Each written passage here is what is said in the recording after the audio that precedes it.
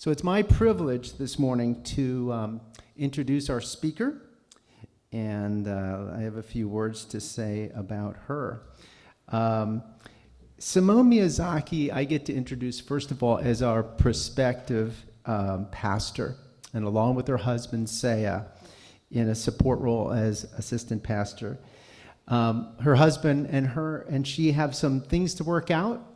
They currently live on Long Island, and in making that transition, you can imagine there's some things that they have to, pragmatic things they have to work out. But we're hopefully going to see them here in the late summer. Simone's going to give the message, but let me give a little glimpse into her background. In a letter of recommendation to our council, Reverend Leigh Dougherty described Simone as a young woman as ambitious, but her ambitions are not for herself. They are for the sake of others. I'd much rather work with a young person with a boatload of ambition and ideas than have to push and pull on someone to do something. That's initiative. Simone and Saya are a second-generation blessed couple. They were blessed in 2012, and she's the mom of 2 children, Kaylani and Anakai, and I'd like you to give them a rounding applause as we ask them to stand up.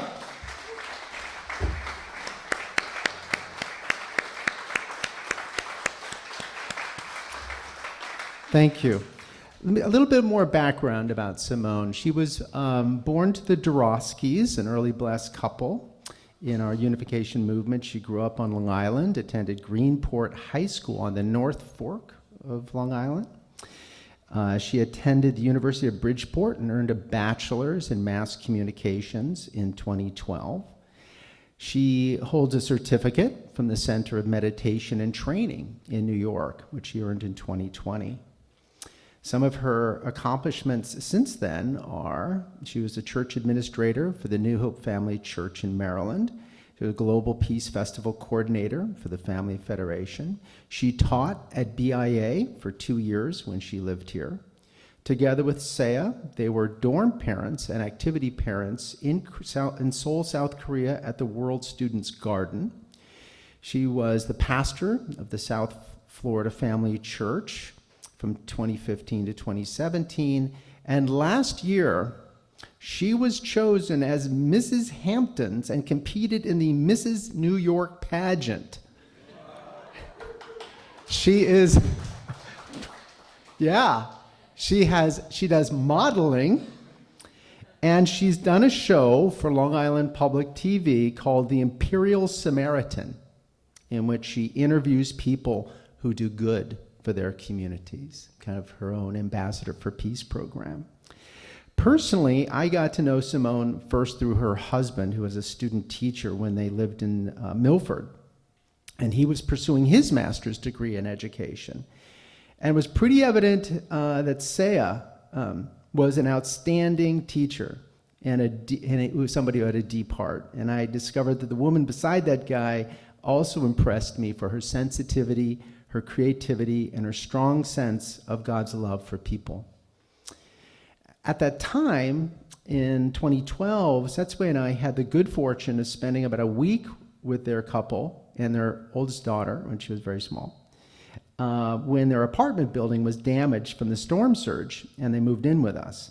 And I remember creating a very cozy feeling with them, playing board games by candlelight, and having conversations with the kids about the hurricane that was destroying parts of the East Coast.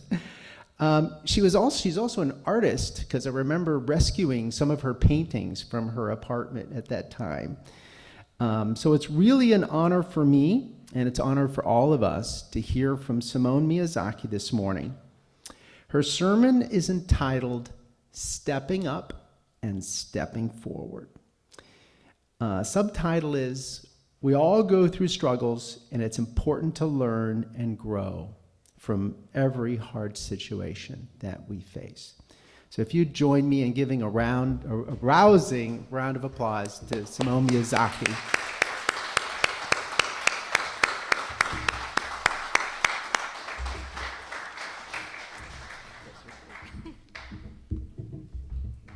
Good morning, everyone. How are you guys doing?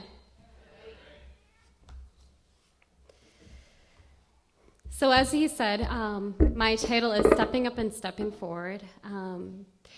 We all go through struggles, and it's important to learn and grow with every hard situation we face, to learn, to grow, to develop, and not to repeat the same mistakes.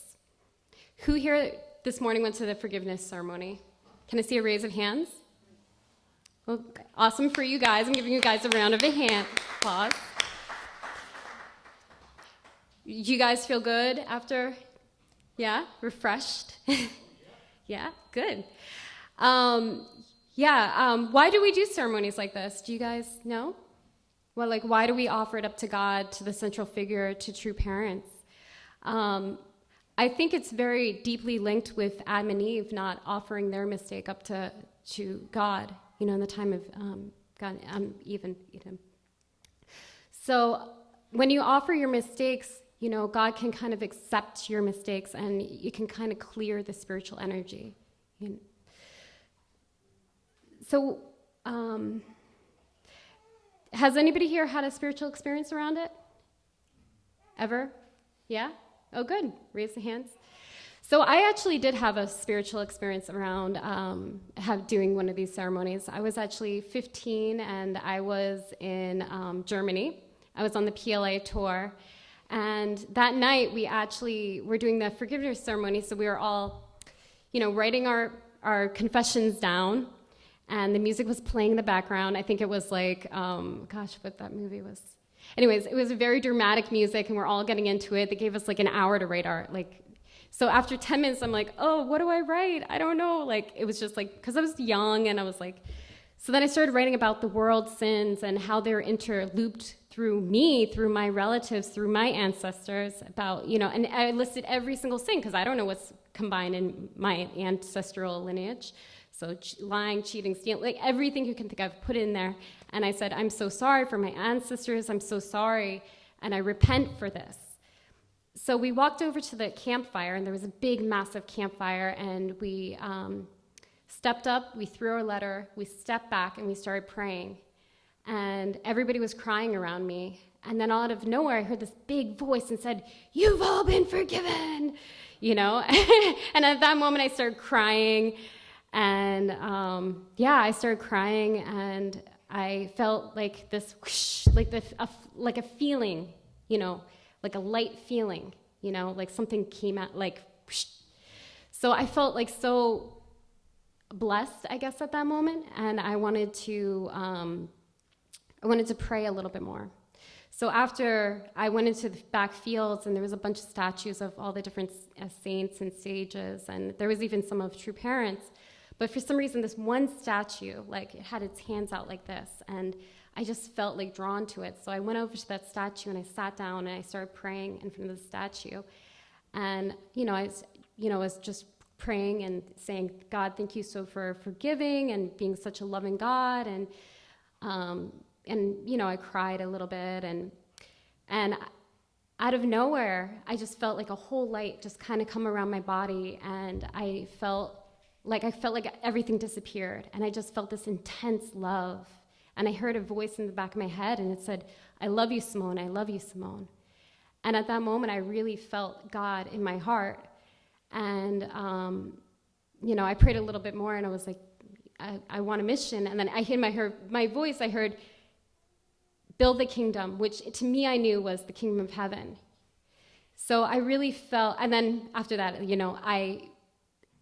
everything after that, I felt like I was back in the grass, and I just felt like this statue. I saw a face rise out of it, and it was the exact same of the statue. So the next day, I actually asked around, and supposedly it was the statue of St. Francis of Assisi. So that was one spiritual where I felt like this ceremony really did. I felt like I liberated, and I felt like I got something out of it. So many things in life are a test to see if we will come back to God, and are closely linked to the parallels of history. Who here knows the story of Job? Does anybody, you guys know the story of Job? So I'm going to do a quick rundown of the story of Job, even though if I get details wrong, I'm so sorry. So Job was the beloved son of God, right? So God loved Job, and he praised Job. And Job had so much. He had wealth and a beautiful family and land, and he had such a great life. One day Satan came to God, and he said, Job would not love you if you didn't have all this stuff, all this wealth, all these different things. And God was like, no, of course not. Job would absolutely love me. So then Satan was like, okay, fine, let me test him. So Satan tested Job. And so first, Job lost his land and his crops and his animals. But yet, Job still loved God. Then he lost his kids. His kids died, and he lost his family. But yet, Job still loved God. Then Job ended up losing his health, and he ended up with like almost nothing. And yet, still, Job's heart still loved God. And from that situation, Satan had no way to torture God anymore. He had to step back. So I'm sure at during the story, I'm sure Job felt like damaged goods, through this situation. Maybe he felt like he was suffering a lot. Maybe he felt broken. Maybe he blamed himself for the loss of his kids. Maybe, because I think as human beings, we kind of mentally put situations on ourselves, and we tend to feel broken from different situations when we suffer a lot. So it's important not to repeat historical mistakes. And through the DP, we've learned the parallel of history, and that this is an ongoing issue.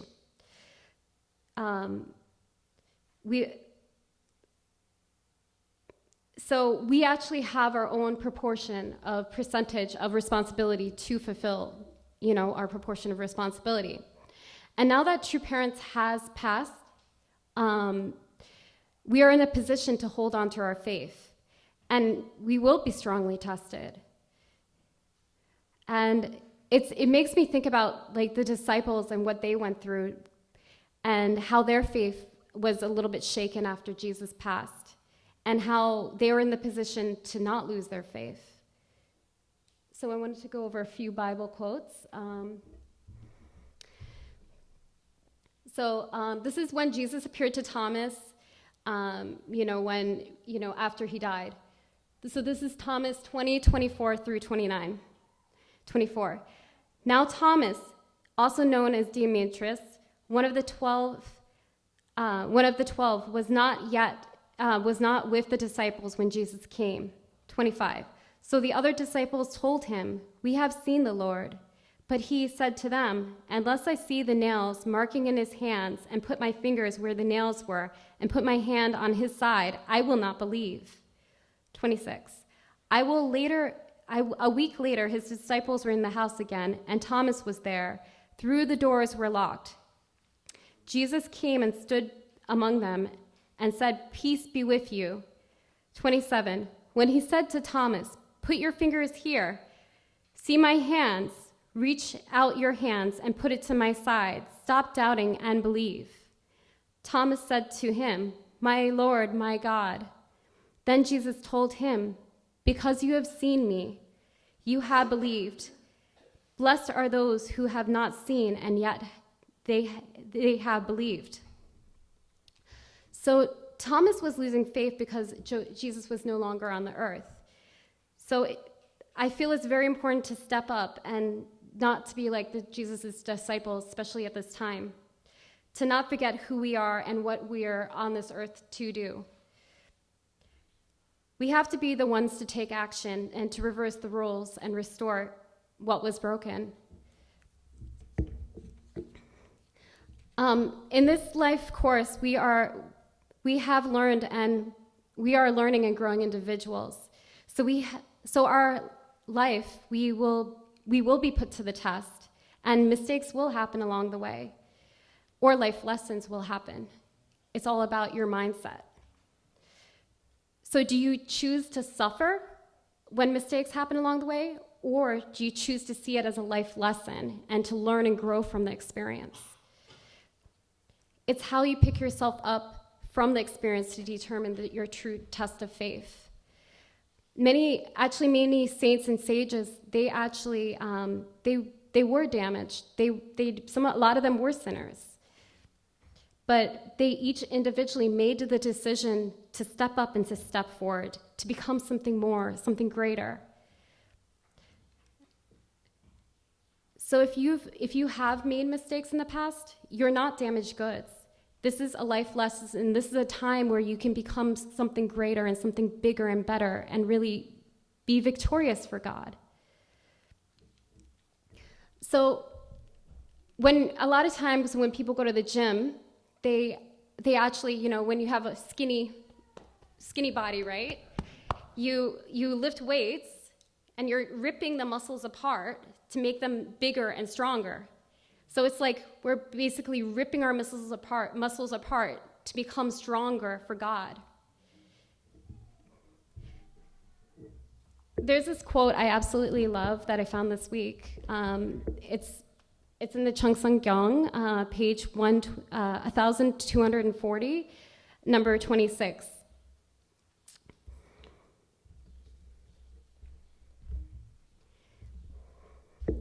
If I were to show you my body, you would... hang on a second. If I were to show you my body, you would see scars that remain from the path I have walked. Whenever I look at them, they seem to me like medals that humankind and God awarded me. They challenge me. Have you not forgotten and determined you made at that time your pledge to place your life on the line and go forward until death? It was miserable to get those scars, but as long as they don't disappear, I cannot disappear. Whenever I see them, whether in the morning or noon or in the evening, I pledge to myself that I will be victorious. I encourage myself, saying, you received these scars as medals, and now you must succeed.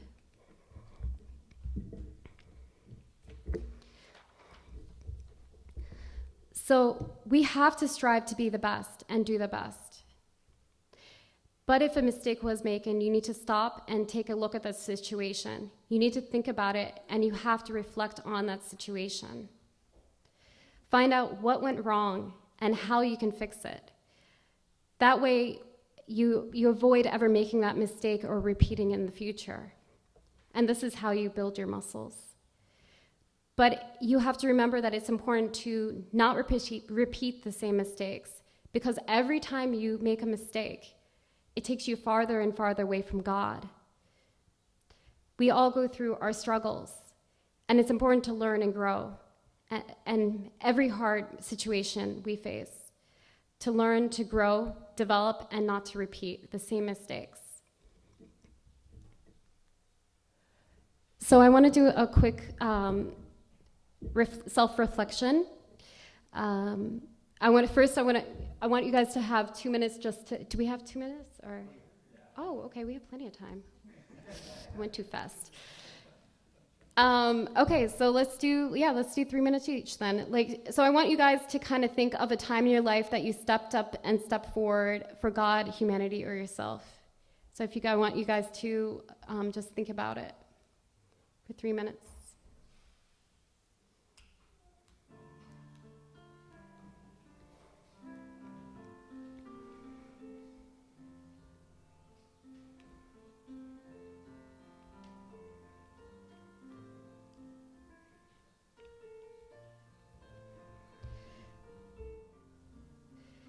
Okay, thank you. So now I want you guys to think about how you can step up and step forward in the next year. What steps can you take in the next year?